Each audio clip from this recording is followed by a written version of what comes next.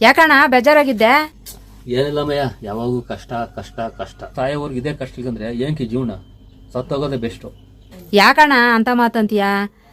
ದೇವತೆಗಳಿಗೆ ಕಷ್ಟಗಳು ತಪ್ಪಿದ್ದಲ್ಲ ಏನ ನಮ್ಮಂತವ್ರಿಗೆ ಯಾವ ಲೆಕ್ಕ ಅಣ್ಣ? ಅಣ್ಣ ದೇವ್ರದೊಂದು ಕತೆ ಹೇಳ್ತೀನಿ ಕೇಳೋಣ. ಮಹಾವಿಷ್ಣುದು ಮತ್ತೆ ಲಕ್ಷ್ಮೀ ತಾಯಿದು.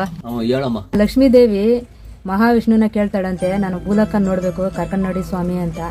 ಅವಾಗ ಬಾ ಲಕ್ಷ್ಮಿ ಕರ್ಕೊಂಡು ಹೋಗ್ತೀನಿ ಅಂತ ಹೇಳ್ಬಿಟ್ಟು ಆ ಯಪ್ಪನ ಭೂಲೋಕಕ್ಕೆ ಕರ್ಕೊಂಬರ್ತಾನ.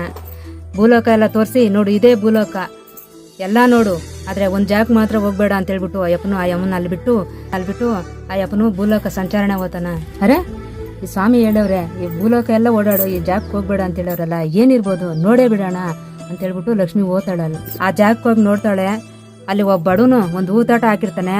ಅದನ್ನ ನೋಡಿ ಆ ಯಮ್ಮನ್ ಸಂತೋಷ ಪಟ್ಟು ಒಂದೊಂದು ಹೂವು ಒಂದೊಂದ್ ತರ ಇರ್ತದೆ, ಅದ್ರಲ್ಲಿ 3 ಹೂವು ಅವ್ರು ಕಾಣ್ದಿರ ಕಿತ್ಕೊಂಡ್ಬಂದು ಆ ಯಮ್ಮನ ಮಹಾವಿಷ್ಣು ಎಲ್ಲಿ ಬಿಟ್ಟಿರ್ತಾನ ಅದೇ ಜಾಗದಾಗ ಬಂದು ಆ ಯಮ್ಮನ್ ಮಹಾವಿಷ್ಣು ಲೋಕ ಸಂಚಾರಣೆ ಮಾಡ್ಕೊಂಡು ಬಂದು ಲಕ್ಷ್ಮಿ ಹತ್ರ ಕೇಳ್ತಾನೆ, ಲಕ್ಷ್ಮಿ ಈ ಭೂಲೋಕ ಎಲ್ಲ ನೋಡ್ಕೊಂಬಂದೆ ಅಂತ ಕೇಳ್ತಾನೆ. ಅವಾಗ ಲಕ್ಷ್ಮೀ ದೇವಿ ಹೇಳ್ತಾಳೆ, ಇಲ್ಲ ಸ್ವಾಮಿ, ನೀವು ಹೋಗ್ಬೇಡ ಅಂತ ಹೇಳಿದಲ್ಲ, ಆ ಜಾಗಕ್ಕೆ ಹೋಗಿ ನೋಡಿದ್ನಿ ಸ್ವಾಮಿ, ಅಲ್ಲಿ ಹೂ ತೋಟ ಇತ್ತು, ಅದನ್ನ ನೋಡಿ ಸಂತೋಷ ಆಗಿ 3 ಹೂವು ಕಿತ್ಕೊಂಬಂದೆ ನೋಡಿ ಸ್ವಾಮಿ.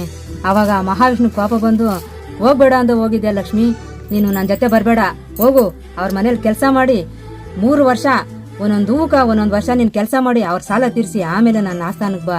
ಯಮನ್ ಮಾರುವೇಷ ಧರಿಸಿ ಅವ್ರ ಬಡವ್ರ ಮನೆಗೆ ಹೋತಾಳ.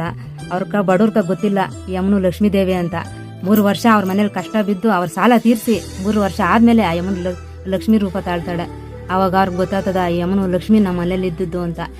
ಆಮೇಲೆ ಆ ಯಮನು ಅವ್ರ ಕಷ್ಟ ಐಶ್ವರ್ಯಗಳು ಕೊಟ್ಟು ಆಶೀರ್ವಾದ ಮಾಡಿ ಅವಾಗ ಮಹಾವಿಷ್ಣು ಹತ್ರ ಹೋಗ್ತಾಳೆ. ನೋಡ್ದಣ, ಆಯಮ್ನೇ ಅಷ್ಟು ಕಷ್ಟ ಬಿದ್ದಂದ್ರೆ ನಮ್ಮಂತವ್ರು ಯಾವ ಲೆಕ್ಕ ಅಣ್ಣ? ಅದಕ್ಕೆ ಅಣ್ಣ ಜೀವನದಾಗ ಏನಾದ್ರೂ ಸಾಧನೆ ಮಾಡ್ಬೇಕಣ್ಣ.